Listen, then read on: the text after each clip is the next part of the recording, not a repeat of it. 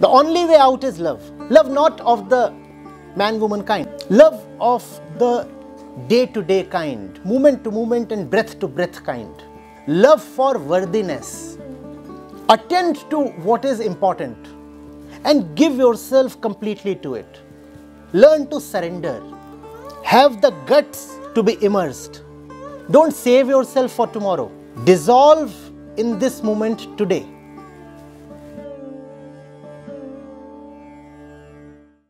So my question to you is, from a student's perspective, how do you think we should balance our social life along with our academic life? Have people in your social life who do not take you away from your academic life.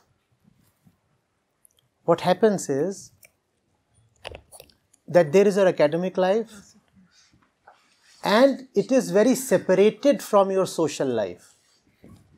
Why can't your social life become a shadow of your academic life, or vice versa? What I'm talking of is a unification.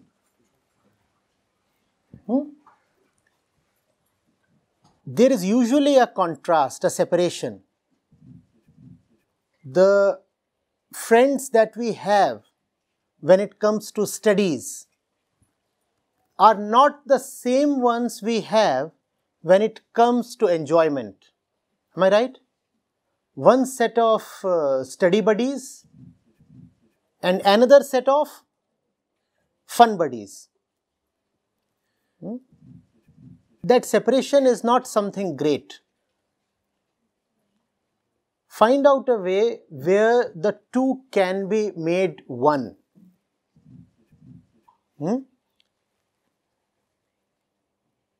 What do you have in academic life? Something that gives knowledge to you. There are books, there are classes, there are schedules and there are examinations, there must be some laboratories. All these things involve interactions, do they not? You cannot be in a lab all alone. And when you are in a classroom, obviously you are surrounded by so many people, friends.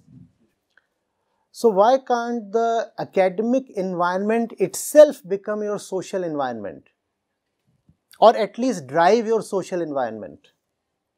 Why do I need to say that my social life involves the ones I care for, whereas my academic life involves the one I am with just because of chance or helplessness? If you can integrate these two, your academic and your social life, broadly speaking, your professional and your personal life, you will find you are in a blissful space. Going ahead, that's the question that will bother you. How to balance personal with professional life? And the answer is, there is no need to balance, there is a need to integrate. There is a difference between balancing and unifying. When you balance two things, those two things still remain opposites of each other, contrary to each other, right? Like the two sides of a balance. Have you seen a weighing balance? And there are these two sides and they are moving opposite to each other. One rises, the other falls. That's what you call as balance. Balance essentially means that neither side can achieve completion. Neither side can ever be 100%. There would always be a 50-50 nature. So balance means incompletion both ways. This is incomplete, this is incomplete, and since both are 50-50, therefore both appear equal, balanced, neutralized. That's not good. Life is so that you can have 100% of that which matters, not 50% of this and that. 100% of that which matters. Getting it? So integrate these things. Why be one person in personal life, another one in professional life? Why choose the kind of profession that you cannot personally bear? Why does one do that? For the same reason one chooses the wrong degree, the wrong college or the wrong course. The same reason makes people choose wrong jobs as well. And then they say, job is a torture, professional life is hell.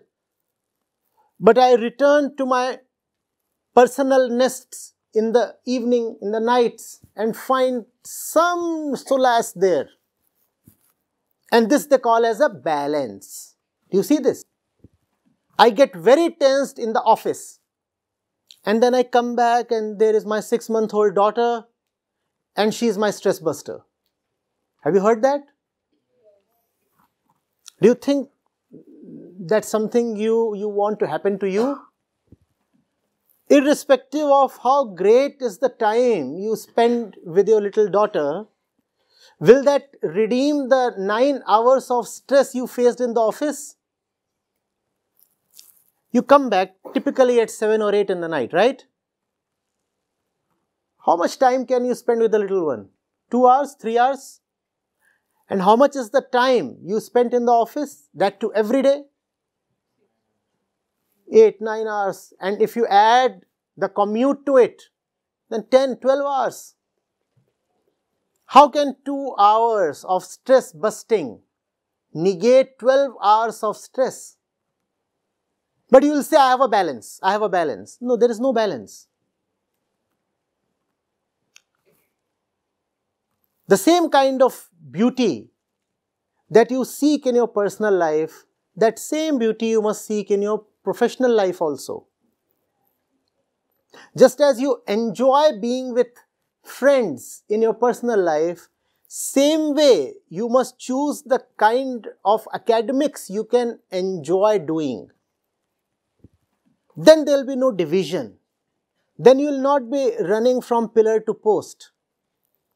Then one thing will not be used as an antidote to the other. Do you know what they say in the corporate world? The usual employee looks forward to only 2 things. 2 things.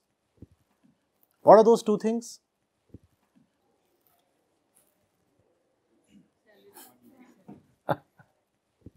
Sundays and salary days. And what does he do with the salary on the Sundays?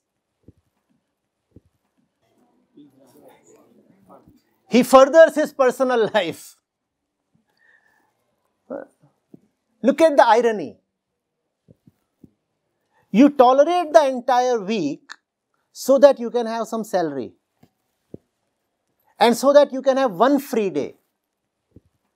The entire professional life, 5 days, 6 days is tolerated so that you can have some money. And 1 day of freedom. And then on 1 day of freedom, you spend the money on your loved ones and then you say there is some balance. There is professional life which is hellish but yields money. And then there is personal life that I take care of on Sundays. Sunday is family day. Is this the kind of future you want to look forward to? No. Let every day be a Sunday and let every Sunday be a working day. How's that? The first part or the second part? Let every day be a Sunday. Sounds nice. Let every Sunday be a working day. See, these two will always go together in a bunch. You can't have just one of these. If every day is to be a Sunday, then every Sunday has to be a working day. And believe me, there is no better life possible. If every day could be a working day, then surely you are enjoying your work. Otherwise, every day just can't be a working day. And when every day is a working day, every day is a Sunday. You don't need holidays. You don't need breaks.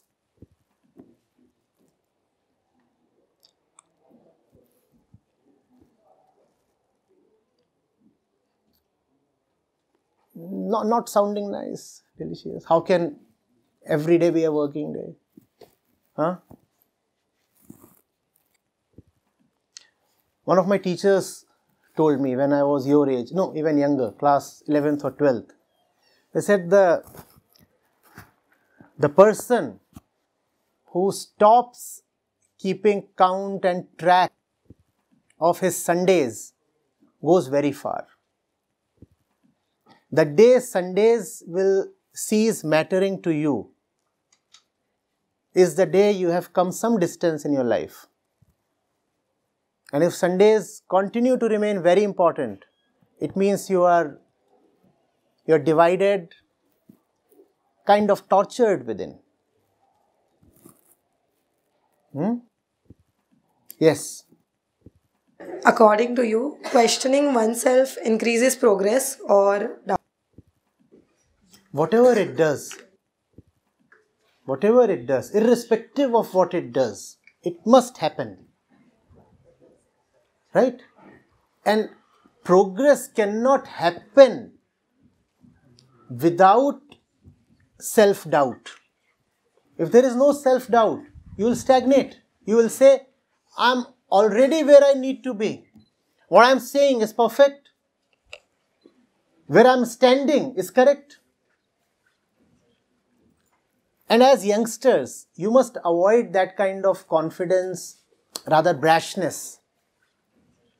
You must always be a little doubtful, a little skeptical, especially of yourself.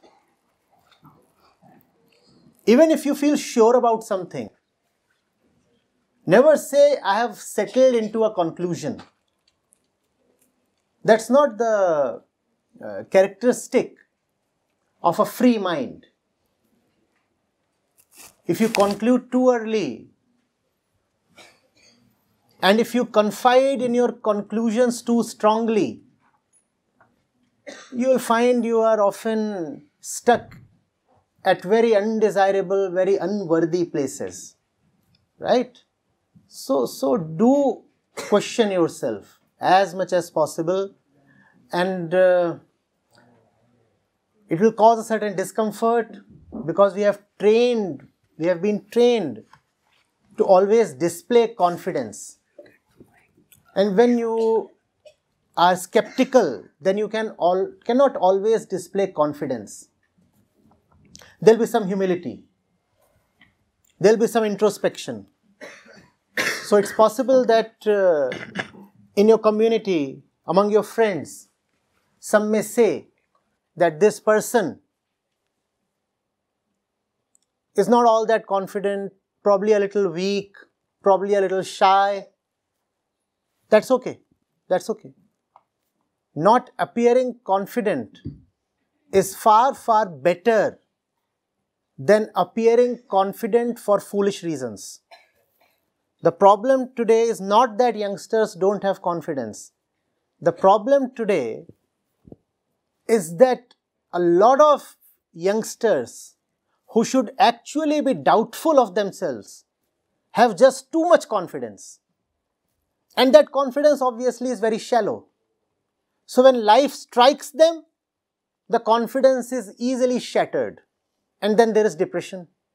Then there is all kinds of neurotic behavior and panic and whatnot.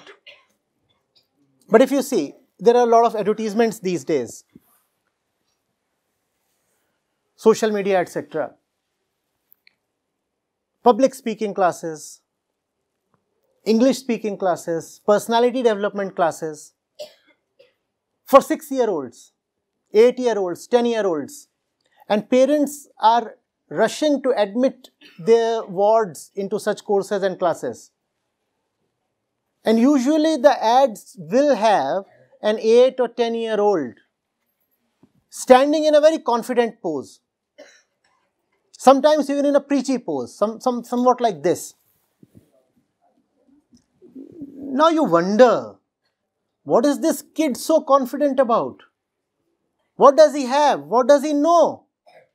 But that's the ideal of this time and age. Confidence, just shallow confidence. The mark of the student who's going to progress is that he would continuously be looking inwards. Those who don't look inwards, those who just keep looking outwards and this side and that side and at the world, they never really grow, right? So, irrespective of what happens as a result of self-inquiry, never stop questioning yourself.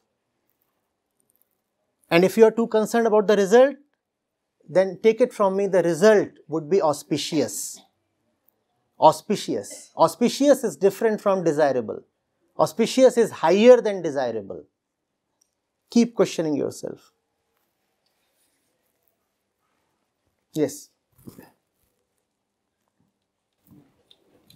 So, sir, that was beautiful, and I'm pretty sure most of them would have taken a lot of inspiration from that. And there's just one last question that I want to ask you personally. Yep. Is that everyone over here asked you a question, but for you, what is something that you want to leave behind as a legacy? As a legacy? Yeah. I want myself and my words to truly disappear from everywhere. Right? If I have succeeded, then what I have done and what I have said should not be needed anymore. If the patient has actually been cured, would he still keep the medicines? Let the medicines disappear. That would be a proof of my success. That's the legacy.